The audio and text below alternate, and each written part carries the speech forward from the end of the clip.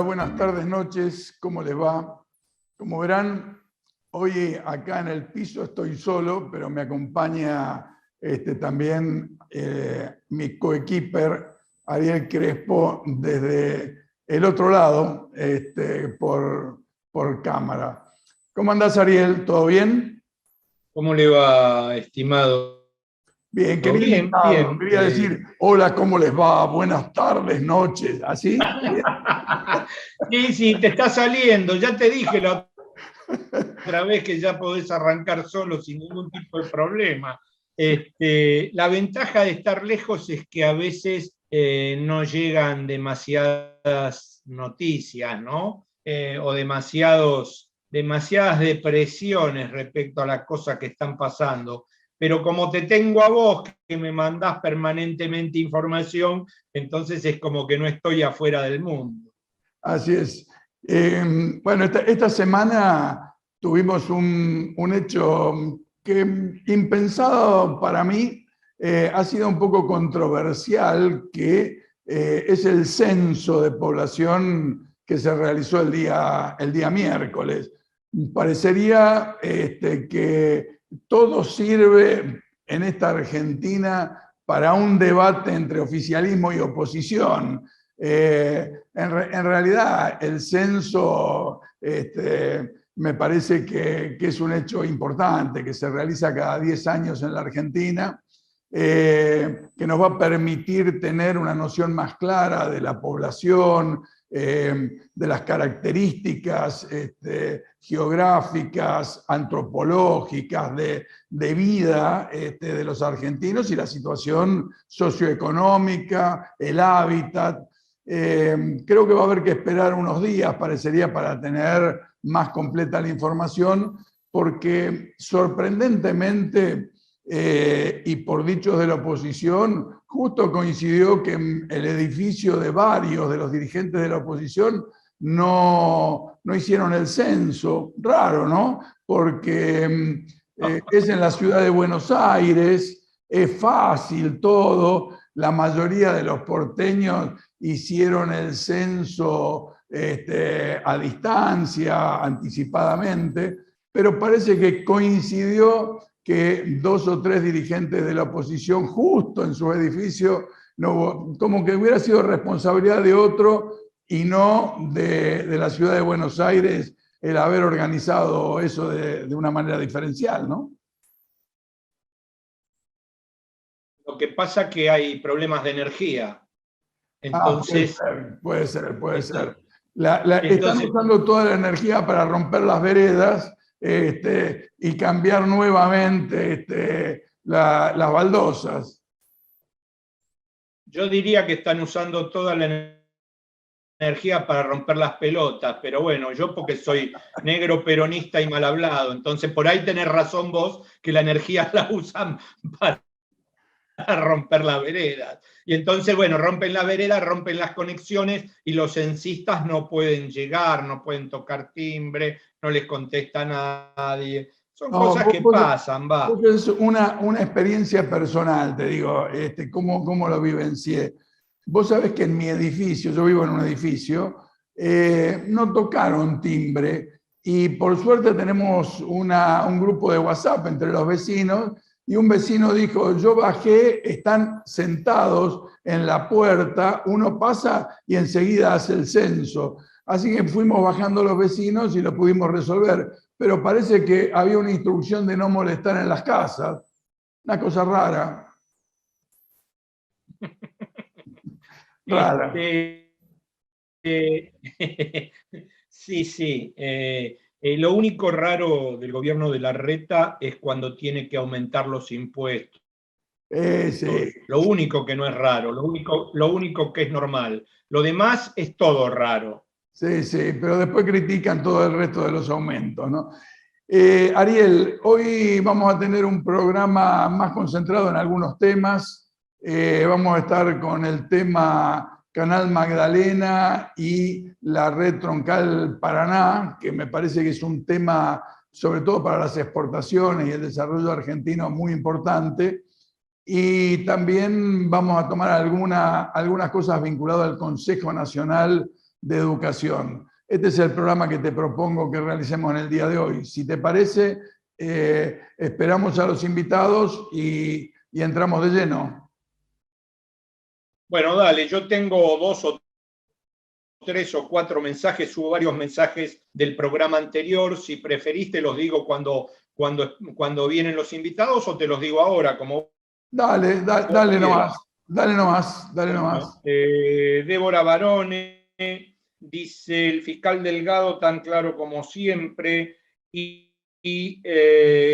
Peretti, una explicación excelente de la política agropecuaria, y me gustó la última invitada que habló sobre la cuestión de género. Alba de Barrio Norte, Débora Barones de Ramos Mejía, Alba de Barrio Norte, muy bueno lo del fiscal Delgado. El amigo doctor Juan Carlos Fernández, le gustó mucho la posición de Delgado respecto a la justicia, bueno, que lo sigue cada vez que lo encuentra.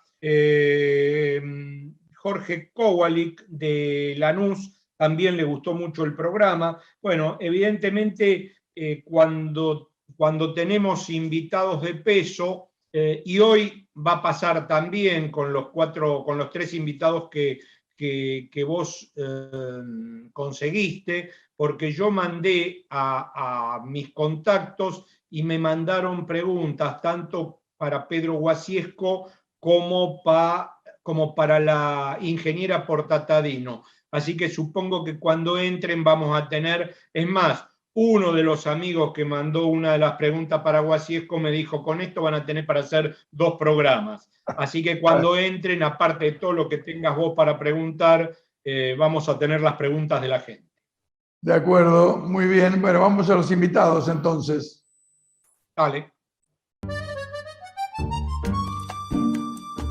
Bueno, tal como les habíamos adelantado en la introducción del programa, hoy nos acompañan 3 ingenieras. Pedro Guasesco, presidente del astillero Río Santiago y una persona que desde el puerto de La Plata y ahora desde el astillero ha trabajado mucho el tema Canal Magdalena y la red troncal Paraná-Paraguay. Ni que hablar Horacio Tetamanti, que fue subsecretario de Puertos y Vías Navegables de la Nación, es una persona que también ha insistido y ha trabajado y sigue trabajando denodadamente por el tema del Canal Magdalena y por la soberanía argentina.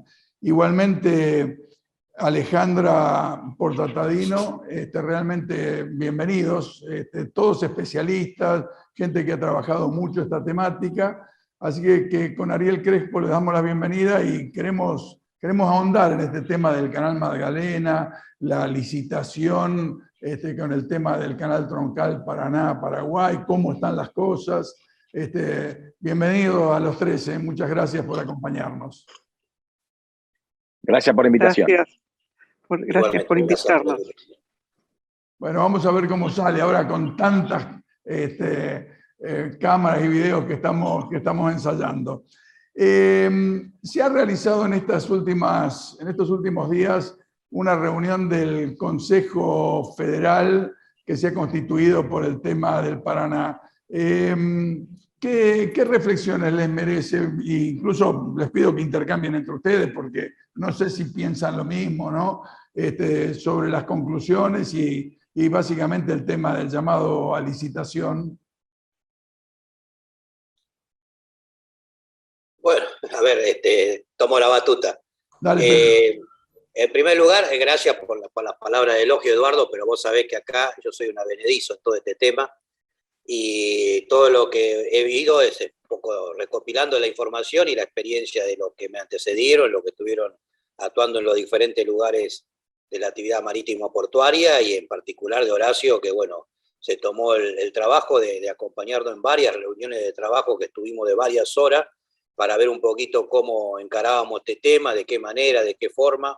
Así que un poco en esto la opinión que puedo yo reflejar está construida en conjunto, digamos, con la participación, bueno, fundamentalmente de Horacio Orduña, del ingeniero Rodolfo Roca ahí del Consorcio Portuario de La Plata y otros actores, ¿no?, que hemos venido conversando en este tema.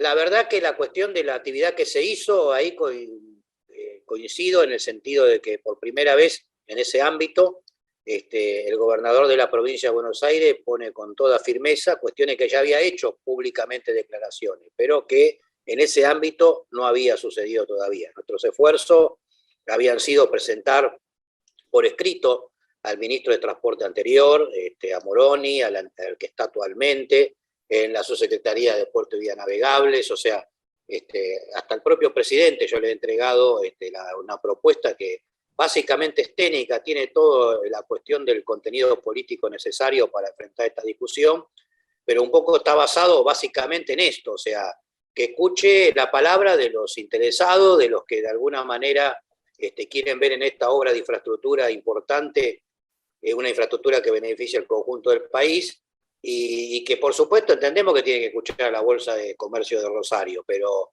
eso lo tiene que hacer sabiendo el sesgo que tiene esa institución, y que hay que partir de que si durante algo funcionó durante 25 años, no quiere decir que eso sea lo correcto para esta etapa. O sea, si funcionó y funcionó más o menos bien en un momento, bueno, sirvió para ese momento, pero hoy la verdad que está totalmente alejado la posibilidad, y que el gobernador, nuestro gobernador, haya defendido claramente los intereses nacionales, no de la provincia de Buenos Aires, sino los intereses nacionales, la necesidad del Canal Magdalena, que el mantenimiento del Canal Magdalena sea parte del entramado de lo que sea el manejo de la red troncal de nuestro sistema fluvial, y sobre esto también, o sea, trabajar, inclusive de ingresos, alguna crítica con esto de la cuestión de lo que debería ser un instrumento federal de integración, es más que federal, inclusive federal desde el punto de vista regional, ¿no? Toda la cuestión del sistema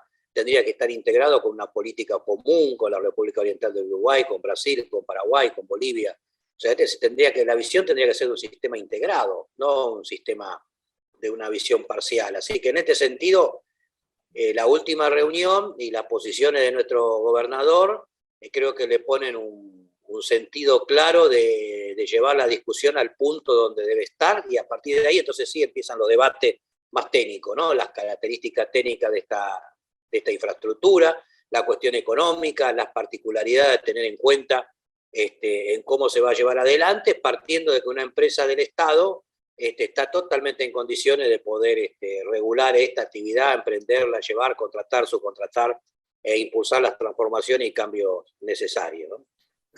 Horacio, ¿vos estás de acuerdo con esto? ¿Qué importancia le ves a las declaraciones del gobernador Kicillof vinculado a que tiene que estar en manos del Estado? ¿Y qué es lo que está en juego, digamos, en todo esto, en tu visión? Mirá, estoy totalmente de acuerdo con lo que planteó el gobernador acá. Está en juego mucho más de un negocio que puede ser vinculado al transporte o al dragado. Es mucho más inclusive que los daños que nos puede generar la situación irregular de los comercios, del contrabando. Esto es muchísimo más grave. Acá está en juego el diseño geopolítico de las vías navegables. Y el diseño geopolítico de las vías navegables es el donde se definen en qué puerto se acumula el valor agregado, dónde se transan las operaciones financieras y comerciales, hacia dónde se fortalecen los mercados tanto de exportación como de importación. Es absolutamente determinante para el futuro argentino el control del río Paraná. La Argentina nació y hemos nacido a la faz de la tierra como nación a la luz de los conflictos y de las batallas que se dieron por el control del Río de la Plata. O sea, la entrega del Río de la Plata es la clausura de nuestra propia identidad. Esto a veces no se tiene el nivel de profundidad, y a veces uno, cuando ve incluso al propio presidente o al ministro, el nivel de superficialidad y de mediocridad en sus conceptos, realmente uno queda extremadamente preocupado. Desde el principio, como lo dijo por primera vez con mucha claridad el gobernador, ¿no? El primer fraude, el fraude lingüístico de haber secuestrado el sentido de las palabras de los sujetos geográficos que hacen a la argentinidad más profunda, como Río Paraná, Río de la Plata, Río Uruguay, por esa palabra que inclusive es extraña al castellano, no figura en nuestro diccionario, que es hidrovía. Es más, figura en algunas, se intentó figurar y figura lamentablemente en instrumentos legales argentinos donde nuestra propia legislación indica con mucha claridad que el único lenguaje que debemos aplicar es el lenguaje oficial, que es el castellano, con lo cual se incorpora esa palabra extraña que nos secuestró de sentido a los ríos, y es una palabra bastante inteligente desde el punto de vista de esos intereses que podrán ser legítimos, pero no son los nuestros, que es primero secuestrar el sentido para ser sucedido por la apropiación. Es mucho más fácil apropiarse de algo que no tiene sentido, que no tiene significado, que otro que sí lo tiene, y el que lo da el significado es la palabra. Acá lo que está en juego es el río Paraná y el río de la Plata, y nada menos que el futuro de la posibilidad de definir una macroeconomía al servicio de una producción y de un trabajo. Es evidente que la Argentina, sin el control del Paraná y del Río de la Plata, nunca ni siquiera va a tener la facultad de emitir moneda, porque el respaldo productivo esencial de la República Argentina es el Río Paraná y el Río de la Plata. Y así estamos. Todo el mundo sabe que ellos son muy críticos de 949. Más, es un fraude no solamente la palabra, sino inclusive el estudio por la cual se pretende licitar, un estudio hecho por una consultora que evidentemente va a tener que dar explicaciones, que fue financiado por la Bolsa de Cereales de Rosario, al solo efecto de diseñar una forma de navegar que tenga como destino consolidar el monopolio de la demanda en el sector de el Rosario y el puerto de Buenos Aires. Está claro que son intereses legítimos, pero dar a diseño de este nivel de importancia exclusivamente, diseñar la Argentina al servicio exclusivamente de los intereses de las grandes multinacionales del transporte como la Merckx o de las grandes exportadoras de cereales, me parece un disparate, ¿no? Yo creo que el presidente ni siquiera se enteró de que estaba en el medio del Río de la Plata. O sea, para terminar, no hacerlo muy largo, yo creo que ese ente está destinado a morir porque está basado sobre una normativa que adolece de serias contradicciones, inclusive de todo orden constitucional, legal, contradicciones propias de su propia normativa que dio origen a las confusiones que se fueron sucediendo después de ese a mi criterio, nefasto decreto 949. Y ahí están, tratando de licitar o de intentar entregar nuevamente el Paraná, de la misma forma que se ha venido en los últimos 25 años y que a la luz de este nuevo mundo, a la luz de la nueva dinámica del transporte ha quedado totalmente obsoleto, con lo cual es necesario reformular. Yo creo que las palabras de Kicillof no solamente son las correctas, son valientes y fueron expresadas con total firmeza, con lo cual a mí me parece que hoy por hoy, entre tanta confusión, creo que el camino es el indicado por el gobernador y que yo con estas líneas y oportunidad que me das, exhorto a que esa gran mayoría nacional y popular nos encolumnemos atrás de lo que claramente planteó el gobernador, porque está claro que no hay ninguna necesidad de licitar, que estamos en condiciones absolutamente que el Estado Nacional se haga cargo de los ríos como lo hace cualquier país del mundo, Estados Unidos, Brasil, Europa, Rusia, China y cualquier país que se precie como tal. Y que después eventualmente los dragados técnicos sean efectuados por quien sea que lo tenga que efectuar. Si son empresas del Estado, lo hará. Si serán empresas privadas argentinas, enhorabuena. Y si no están, se harán por extranjeras. Pero es una totalmente secundario, porque lo importante es el diseño soberano de una forma de navegar que sin lugar a duda, una vez por todas, tiene que estar al servicio del desarrollo, la inclusión y el empleo de los argentinos. Alejandra, más allá de la opinión general que quieras dar sobre estas cuestiones, siempre hablamos del tema Paraná, Río de la Plata, en función de sacar las mercaderías de Argentina, particularmente lo agrícola o ganadero, hacia otras latitudes. Pero también hay un tema de integración, o me equivoco, de norte a sur de Argentina, utilizando lo fluvial, lo marítimo. ¿Me equivoco?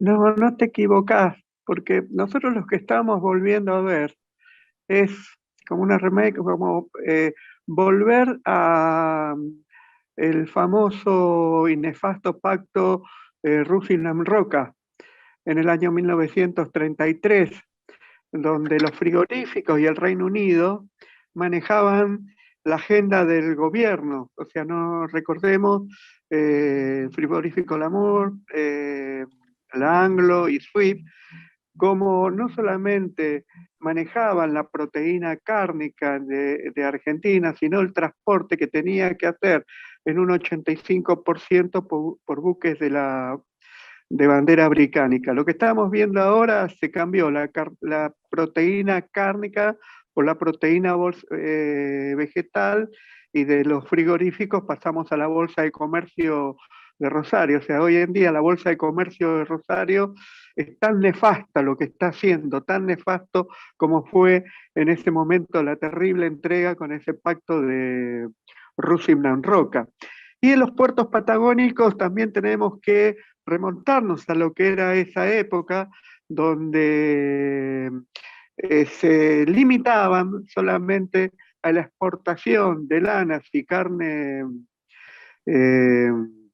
ovina a Europa. O sea, lo veíamos en los frigoríficos Swift de Río Grande, un frigorífico inmenso, y lo que era en Río Gallegos, y lo que era Puerto Deseado. Entonces, ¿qué sucede?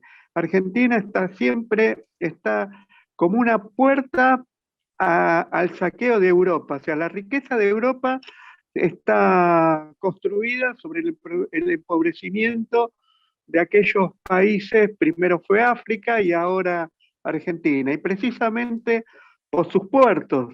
Entonces, la no interconectividad de los puertos patagónicos con los puertos del Paraná, con los puertos, impide tener un mercado interno que incluso nos vuelva competitivos, porque nosotros, por ejemplo, en Río Grande tenemos fábricas.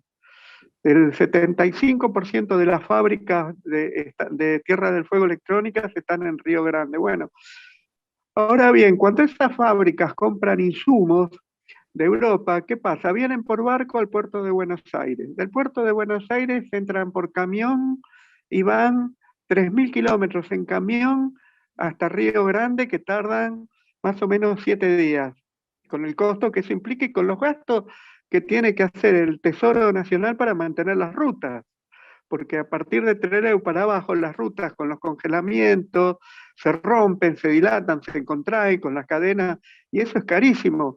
Entonces, con un buen transporte marítimo, regional, que pueda comunicar del Paraná, Buenos Aires y los puertos patagónicos, la República Argentina ahorraría mucho, mucho dinero, y a su vez las provincias patagónicas podrían empezar a ser sostenibles. Hoy Tierra del Fuego necesita una ley como la 19640 porque no es sostenible logísticamente. ¿Por qué? Porque no hay un canal de Magdalena, porque no hay un puerto en Río Grande, y toda la logística se hace en camión. O sea, es una verdadera locura. Es más, hasta podría ser psiquiátrico. O sea, ¿cómo es el sistema logístico argentino? O sea, no tiene gollete. Uno lo analiza y por más que lo dé vuelta, dice, pero es digno de análisis. De lo que no hay que hacer es lo que hacemos, ¿no? Y bueno, y ahí es la importancia que tiene el canal de Magdalena para la integración, porque un buque saliendo de Buenos Aires hasta Río Grande tardaría 6 días, ahorrando un montón de dinero, ¿no? Solamente en combustible, ¿no? Entonces, una tonelada por kilómetro, una tonelada por litro de combustible transportada en buque hace 190 kilómetros, y por camión te hace 20 kilómetros. O sea, imagínate cuál es solamente en combustible. Y a su vez, cuando se congelan las rutas. Perdón, ¿hay una estimación o un estimativo de la disminución en los costos logísticos que generaría el canal de Magdalena? Sí, por supuesto. El canal Magdalena, vos fijate que hoy tenemos un planteo de una forma de navegar impuesto allá en la década de 90 por el consenso de Washington, que prácticamente fragmentó a la Argentina marítima de la fluvial. Hoy tenemos un canal artificial que nos obliga a navegar al norte, subordinarnos a la administración portuaria extranjera para recién llegar a las profundidades atlánticas, y en todo caso de intentar volver al sur. O sea, se da la paradoja que, por ejemplo, el rompehielo Irizar, que tiene base en Buenos Aires, para ir a la Antártida va a tener que primero, o va y tiene que navegar al norte, solicitar autorización en Montevideo para poder recién definirse para el sur. Es evidente que con este esquema de navegación es imposible un cabotaje vía acuático entre los puertos, por ejemplo, entre La Plata y la Patagonia, o entre Ushuaia y el puerto de Tec Plata, por ejemplo, que serían absolutamente imprescindibles para un esquema de integración logístico. Es evidente que para tener un ejemplo, digamos, la Argentina tiene su matriz logística nacional volcada más del 84-85% en camión, solamente apenas un poco más del 10% en ferrocarril, y por agua apenas llegamos al 1%. Cualquier país de características similares a la Argentina, el agua ocupa en lo que es cabotaje interior más del 30% de su matriz interior. Si extrapolás los datos que daba Alejandra a ese porcentaje de participación en la matriz logística, y teniendo en cuenta que todo producto argentino, entre el 30 y el 40% del costo de todo producto argentino está convocado por la parte logística, el costo logístico, si aplicás la proporcionalidad de lo que cuesta un peso llevarlo por agua, cuesta aproximadamente 10 pesos llevarlo en ferrocarril y cuesta 100 pesos por agua, tranquilamente el costo de sostener este irracional modelo logístico, yo calculo que el costo argentino no debe ser inferior al 1.5 o 2 puntos del Producto Bruto Nacional. Ariel, vos tenías algunas preguntas que nos habían anticipado algunos de los telespectadores, ¿no? ¿Tenés algo para sí, me había hecho una pregunta un televidente, el licenciado Luis Colaneri, desde Zárate, para Pedro, que lo sigue cada vez que Pedro aparece, Luis, o en charlas conmigo, o en el programa, o por Zoom. Pedro te pregunta, ¿qué opinión tenés respecto de la asignación de trabajos a Tandanor, teniendo en cuenta que Tandanor es mixto y Astillero Río Santiago totalmente del Estado? ¿Por qué se le asignan a Tandanor más y más grandes trabajos, por ejemplo el buque Polar, y no a Astillero Río Santiago? Bueno, ahí no estamos yendo a otro tema que es sumamente importante también, pero básicamente, para una respuesta breve, Tandanor es una sociedad anónima del Estado Nacional. El Ministerio de Defensa es la propietaria, o sea, el Estado Nacional a través del Ministerio de Defensa, y mixta es en el sentido de que un 10% corresponde a los trabajadores. O sea que, bueno, esa es un poco la situación. Después, con respecto al tema, bueno, obviamente al estar ligado al Ministerio de Defensa en forma directa, tiene un acceso mucho más rápido que lo que es un ente provincial como el Astillero Río Santiago, cuestión que estamos resolviendo. Después puede haber algunas otras cosas, picardía, ventajas pequeñas de la quinta propia, pero en realidad la cuestión de fondo es esta, o sea, el Astillero Río Santiago, al ser una empresa provincial, queda rezagada en el presupuesto nacional, ¿no? Ahora, yo entendí mal, o hay un mecanismo de colaboración creciente entre el Astillero Río Santiago y Tandanor. Sí, esto lo venimos trabajando en forma bastante con su problemática, pero venimos avanzando en este tema y bueno, con un resultado todavía no es el que estamos esperando, pero bueno, cada día que pasa vamos generando alguna situación de trabajo en común, ¿no? Porque de alguna manera, obviamente, el Ministerio de Seguridad y el de Defensa priorizan la relación con los instrumentos nacionales, o sea que esta es una situación que nosotros tenemos que constantemente estar trabajando.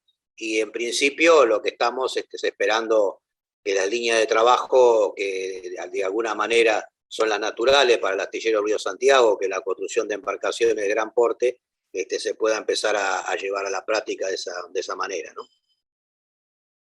Bien, vamos a una pequeña pausa y volvemos con los invitados para ir dándole un cierre a este tema que es evidentemente apasionante. Yo tengo una pregunta para el ingeniero Tamanti que tiene que ver fundamentalmente con la radarización y el control de las vías navegables. Pero bueno, vamos a la pausa y volvemos con Pedro, el ingeniero Tetamanti y la ingeniera Portatadini.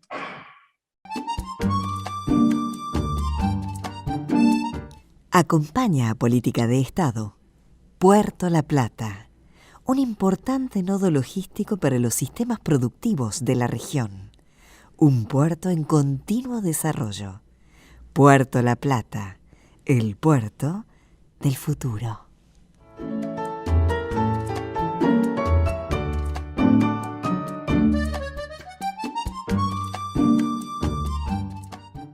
Bien, la pregunta que yo tenía, que me surgió a partir de todo lo que esto, me pareció muy interesante lo que dijo el ingeniero al principio, con una cuestión semántica de la hidrovía, de lo que pertenece a lo nacional y popular, lo que no pertenece. Bueno, creo que sería para hacer un programa entero respecto a la comunicación del gobierno, que me parece lamentable, y respecto a todo este tipo de temas.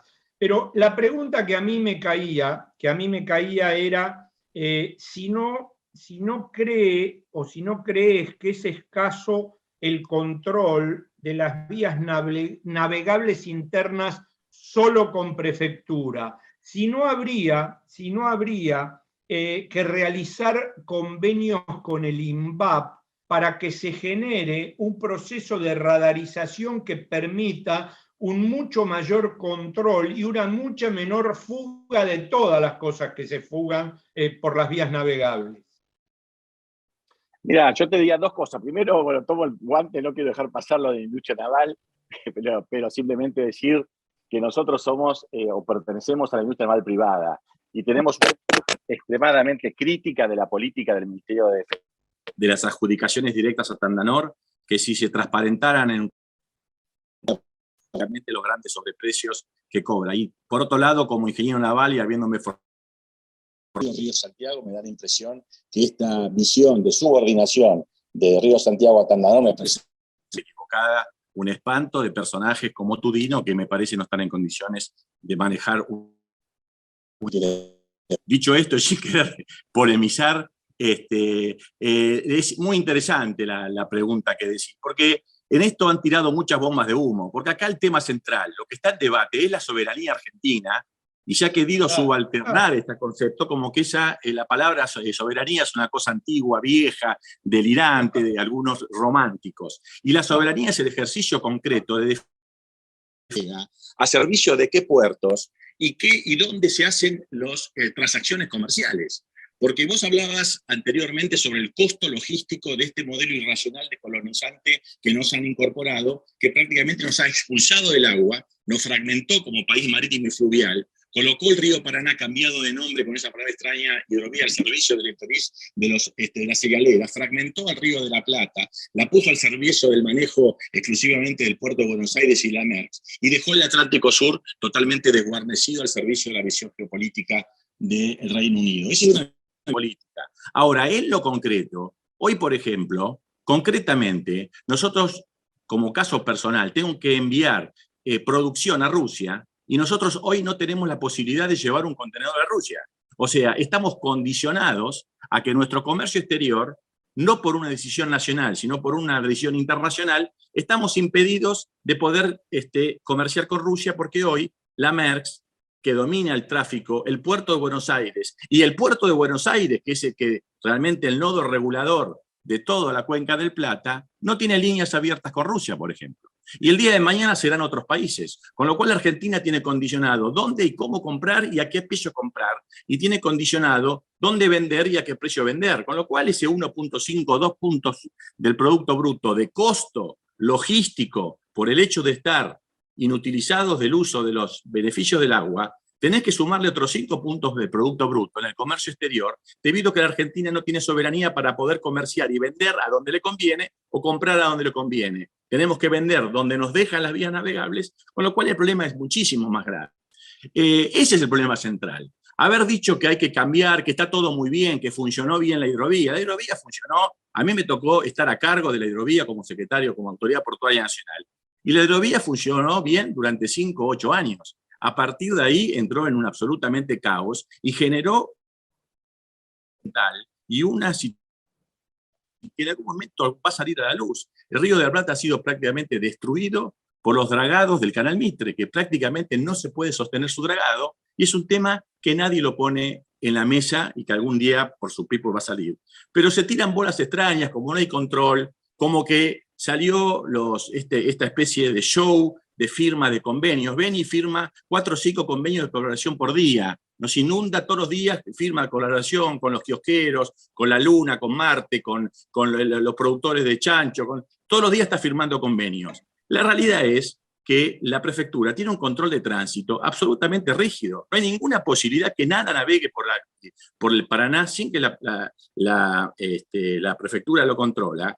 Y además está totalmente radarizado el Río de la Plata. Y como si esto fuera poco, lo que la gente no sabe, que todo buque que navega tiene una situación satelital, digamos, obligatoria, que es el Sistema Internacional de Señalamiento, donde alguien que haya conocido la prefectura y fue al piso 4 o 5, donde está el centro de control de tránsito, verá que nuestra Autoridad Marítima Nacional tiene absolutamente un control absoluto de los barcos. El problema no es el control de los barcos por la prefectura, el problema es que no hay forma de controlar las cantidades de carga que se hace, no hay posibilidad de poder controlar las barcazas paraguayas que por los ríos dragados por Argentina. Es increíble. Argentina es el único país que draga los ríos a los contrabandistas de su propio país o a los competidores de su propio país. Los productores argentinos pagan el mantenimiento del río Paraná y sin embargo la soja paraguaya y brasileña la usa gratis. Realmente es un caso insólito que hay que revisar. Ahora, de eso no se habla. Se tiran bombas de humo.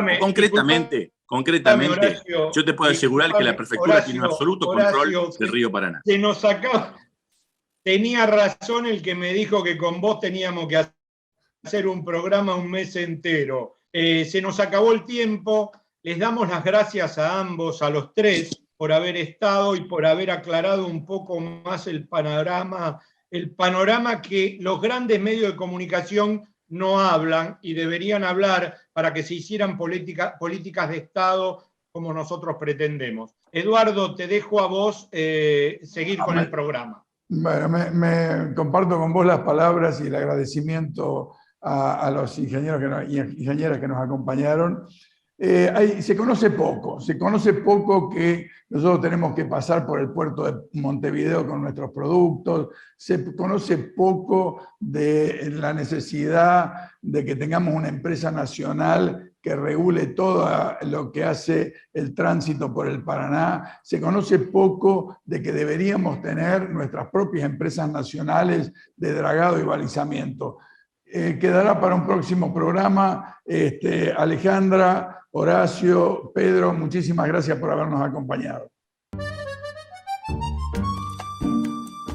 Bueno, hoy nos acompaña Marcelo Mango.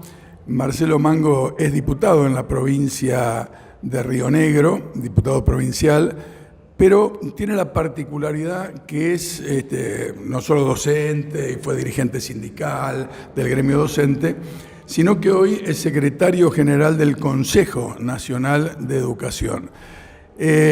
¿Nos podés explicar un poco qué es el Consejo? Digo, porque quienes no ven no siempre son especialistas en el tema. Sí, el Consejo Federal es el órgano creado por la Ley de Educación Nacional que tiene como función articular las políticas educativas federales entre el Ministerio de Educación Nacional como la jurisdicción nacional y las 24 provincias. Y ahí es donde se concertan las políticas públicas en educación, donde se acuerdan, se dictan las resoluciones que gobiernan la educación nacional y donde se acuerdan los pisos generales, los marcos de acuerdo y también donde se tratan de construir los niveles de equidad y de igualdad en el sistema educativo, ¿no? En la educación, como es nuestro país en general, hay distorsiones, hay profundas desigualdades. Bueno, una de las políticas centrales del Consejo Federal es eso, construir esos pisos de igualdad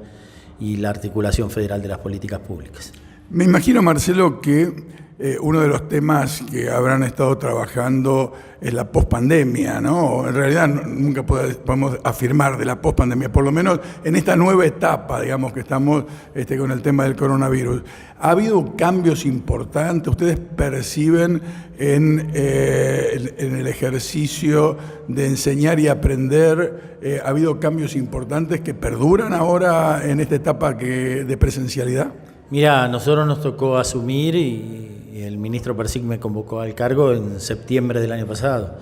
Y la primera decisión que tomamos fue el regreso a la presencialidad plena.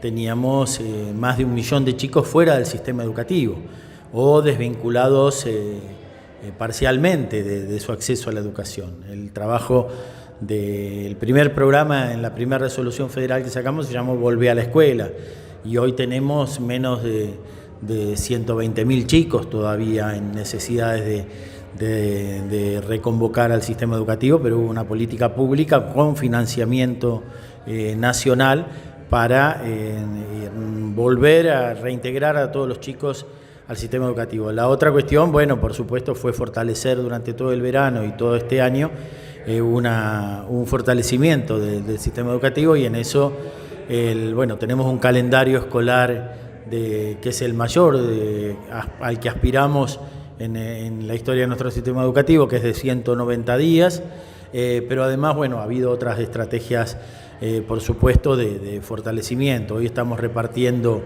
8 millones de libros para que en la escuela primaria cada chico, no las bibliotecas escolares, sino cada chico tiene su libro de texto de matemáticas, su libro de texto de lengua. En la escuela secundaria volvimos a instalar el programa Conectar Igualdad. Bueno, cuando yo fui ministro en Río Negro me había tocado que no había quedado ningún chico en escuela secundaria sin su netbook provista por el programa Conectar Igualdad del Estado Nacional con Cristina de presidenta. Nos agarró la pandemia después del macrismo con ningún chico en escuela secundaria con una netbook provista por el Estado, cuando hubiese sido... Pasamos del 100% de una política pública exitosa a nivel nacional al 0%. Ahora es terrible, porque en estas cosas es donde se ven las diferencias políticas entre el neoliberalismo o la derecha gobernando y el rol secundarizado del Estado, o donde están los gobiernos nacionales populares y el rol del Estado. Me parece que en esto que vos estás comentando es fundamental, ¿no? Y la otra es que también fue muy fuerte y iniciamos el fortalecimiento nuevamente de la educación técnica y de la educación vinculada a los procesos de desarrollo, de integración y de crecimiento. Y además de volver a fortalecer la educación técnica, ya están en el proceso de licitación 100 nuevas escuelas técnicas en el país. Estamos iniciando 520 escuelas secundarias profesionales, que son escuelas donde los chicos que volvimos a recuperar para el sistema educativo, de mayores de 15 años que estaban desvinculados del sistema educativo, se van a recibir de bachilleres, pero con su trayecto de formación profesional. Y acabamos de firmar en nuestro Consejo Federal, el último que hicimos en Ushuaia por el aniversario de Malvinas, 520 escuelas secundarias con trayecto de formación profesional para chicos mayores de 15 años. Esta es otra estrategia de política pública, como vos decís, sí, son políticas públicas orientadas a la inclusión, al fortalecimiento del sistema educativo, a recuperar después de la pandemia derecho educativo, pero además vinculada a políticas públicas de desarrollo y de crecimiento. Marcelo, y en esto, en el Consejo, convergen ministros de signos políticos distintos de la Argentina, los provinciales, justicialistas o del Frente de Todos, radicales, o de la Alianza Juntos o Cambiemos. ¿Se puede convivir? ¿Se pueden establecer políticas comunes? ¿Ahí cuál es la experiencia de ustedes? Mira, la experiencia nuestra es, yo te diría, hasta hace un tiempo la educación y el Consejo Federal era parte de la disputa pública, ¿no? Desde que estamos en el Consejo Federal, está el ministro Persic, las 7 asambleas que tuvimos, todo lo construimos por acuerdo federal y todas las resoluciones salieron por unanimidad. Por supuesto que hay diferencias, por supuesto que hay cuestiones para discutir, pero creo que hay una centralidad que es el fortalecimiento de los sistemas de educación público. También hay que decir que cada provincia tiene la atribución de qué es lo que votó el pueblo y de tener sus propias políticas educativas en el sentido de los gobiernos que la tienen. Pero a nivel federal creo que a todos nos beneficia que los acuerdos construidos en el Consejo Federal sean garantizados en todo el territorio nacional. Nosotros nos hacemos cargo de toda la educación argentina, desde Ushuaia a La Quiaca, desde Mendoza a Ensenada, del este al oeste, del norte a sur. Creo que la función del Consejo Federal, del Ministerio de Educación, es hacernos cargo de todas las escuelas y de todo el sistema educativo. Y bueno, esa es una cuestión central, y ahora acabamos de acordar la ampliación de la jornada en la escuela primaria, que nuestros chicas y chicos en la escuela primaria tengan de nuevo o jornada completa donde podamos hacerlo, pero donde no podamos hacerlo, que ningún chico en escuela primaria tenga menos de 25 horas de clase. Es un 25% de aumento del tiempo escolar, que unido al calendario que decía de 190 días de clase, va a ser la jornada escolar o el tiempo escolar mayor en el sistema educativo argentino. Y creo que para nosotros no hay duda que más y mejores tiempos escolares son más y mejor derecho educativo para nuestra infancia. La verdad, es muy lindo tener esto. Pues sabes que este programa se llama Políticas de Estado, y justamente me parece que el tema educativo tiene que ser uno de los ejes de la construcción de una política mínima común y que se pueda proyectar en el tiempo, más allá que esté en el gobierno, ¿no? Por supuesto, cada gobierno le da sus acentuaciones, y creo que está claro por lo que vos decís a dónde apunta el gobierno nacional en este momento, que a veces se conoce muy poco. Sí, y también diría que la centralidad como política de Estado también es fortalecer a los sujetos que hacen la educación. Por supuesto, la prioridad principal es la infancia y la adolescencia argentina, pero también los trabajadores de la educación. Hemos logrado un acuerdo ya en el mes de febrero importante con las organizaciones sindicales, que permitió que en todo el país hubiera clases y hubiera mejora de salario y de derechos. Y bueno, estamos peleándole también a la inflación con el compromiso de que los trabajadores de la educación tengan salarios por encima de la inflación y vayan recuperando poder adquisitivo, que en los 4 años del macrismo lo perdieron y mucho, ¿no? Así que bueno, es otra de las áreas en las que estamos fortaleciendo, en la paritaria nacional, que también la recuperamos porque la habían eliminado durante el macrismo, porque creo que es política de este gobierno que la política de Estado en educación pública sea el fortalecimiento de los chicos, de los docentes, de los sujetos que construyen una mejor educación todos los días. Gracias, Marcelo. Marcelo Mango, entonces secretario del Consejo Nacional de Educación en Políticas de Estado. Seguramente te vamos a volver a convocar porque es un tema central que nos interesa darle continuidad. Gracias. Un gusto, a disposición. Buenas tardes, Ariel. Buenas tardes, Eduardo. La verdad que creo que es una tarde hoy que está engalanada por varios referentes importantes de la cuestión náutica y de la cuestión portuaria y de la cuestión vías navegables, así que bueno, lo mío va a ser un humilde acompañamiento nada más a estas opiniones que hoy están vertiendo allí. En principio estoy muy satisfecho con la posición que el gobernador de la provincia de Buenos Aires estuvo manifestando en el Consejo Federal de la Hidrovía. Me parece que sintetiza mucho las cosas por las que venimos trabajando desde hace mucho tiempo. Incluso le podré decir, antes de iniciar la gestión acá, ya participamos en varios foros, incluso con Horacio y con algunos que hay presentes, porque, bueno, es una cuestión fundamental de nuestra logística, es una cuestión fundamental de cómo nos estructuramos para que la logística sea en servicio y en beneficio del pueblo, de las argentinas y de los argentinos. No sería para mí una cuestión razonable que nosotros estemos entregando el gobierno de nuestra vía troncal navegable a un tercero, siendo que nosotros, como se ha demostrado últimamente, podemos administrarla perfectamente. Es un esquema en donde podemos tener el control de lo que se recauda, podemos tener el gobierno de las obras que se hacen, podemos ir conduciendo la gestión para que brinde el mejor servicio a las cargas, a las navieras, y al mismo tiempo nos rinde también una renta que puede ser reaplicada tanto en obras como propias de la aerovía, como accesorias, como estamos hablando y como el gobernador mencionó, incluso accesos a puertos, y que nos vayamos logrando esa autonomía que necesitamos para ser dueños de nuestra propia vía navegable, que en definitiva es administrar cómo se navegan nuestros propios ríos.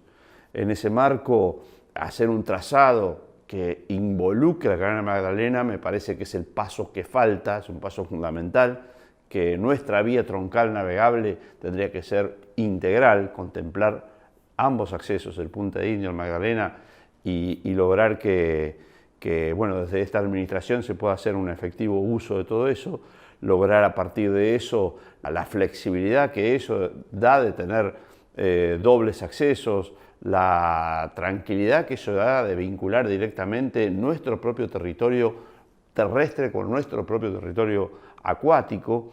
Yo a veces digo, quizás en términos un poco exagerados, pero es como que desde nuestros puertos núcleo, desde nuestra área núcleo de producción, Argentina no tiene vinculación directa con su propio mar. De algún modo estamos como otros países que son interiores y que no tienen salida al mar. Bueno, nosotros no estamos teniendo salida franca al mar tampoco, porque no tenemos el canal de la Magdalena. De hecho, también da que a lo mejor puede hasta, ante un conflicto, cualquier buque que se interponga en el canal Punta de Indio nos bloquea la salida de entrada de mercaderías.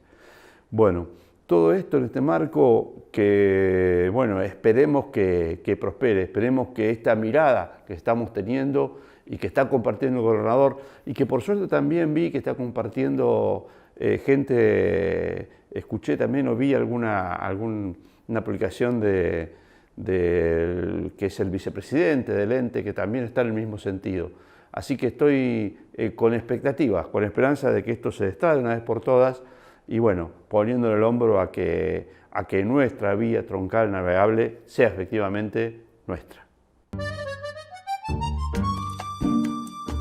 Bueno, Crespo, se va terminando el programa. Bien, invítelo al ingeniero Tetamanti, que justo cuando estaba con los tapones de punta lo tuvimos que cortar, ¿eh? Sí, es picante todo. Es que es un tema muy delicado y hay muchos intereses nacionales, muchos cientos y miles de millones de dólares dando vuelta alrededor de este tema, ¿no? Bien, nos vamos. Nos vamos, nos encontramos nuevamente el próximo sábado a las 19 horas por el canal 7 Somos de Cablevisión y por 517 FLAU para todo el país. Y por YouTube. Un abrazo.